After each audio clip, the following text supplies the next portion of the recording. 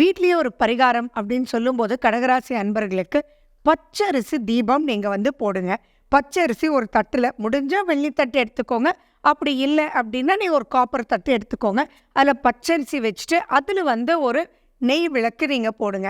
அந்த பச்சரிசியை நீங்க எடுத்து ஒவ்வொரு திங்கட்கிழமையும் நீங்க மாத்திட்டே வாங்க. அது ஆட்டோமேட்டிக்கா கீன் ஃபோக்கஸை உங்களுக்கு கொடுக்கும். நிறைய பேர் அன்னலட்சுமி வீட்டில் வச்சிருப்பாங்க.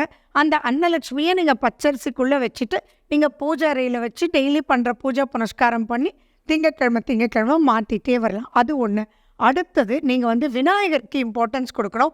லக்ஷ்மி நரசிம்மருக்கு நீங்க இம்பார்ட்டன்ஸ் கொடுக்கணும்.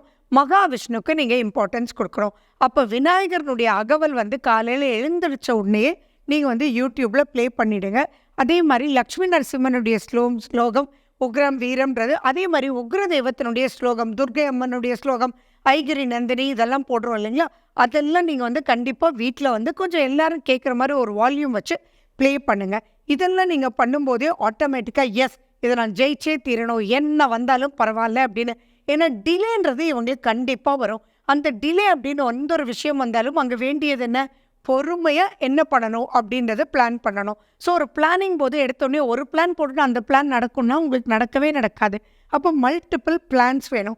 அந்த மல்டிபிள் பிளான்ஸ் உங்களுக்கு வேணும் அப்படின்றதுக்கு மகாவிஷ்ணுனுடைய ஸ்லோகங்கள் நீங்க கேட்க கேட்க ஹார்ட்ஷிப் குறையறதுக்கு நீங்க லக்ஷ்மி நரசிம்மரோடதோ அதே மாதிரி துர்கையம்மனுடைய ஸ்லோகங்கள் கேட்க சூப்பரா ஜெயிச்சு வந்துடலாம். பெருசா பயப்பட வேண்டிய அவசியங்கள் இல்லவே இல்லை.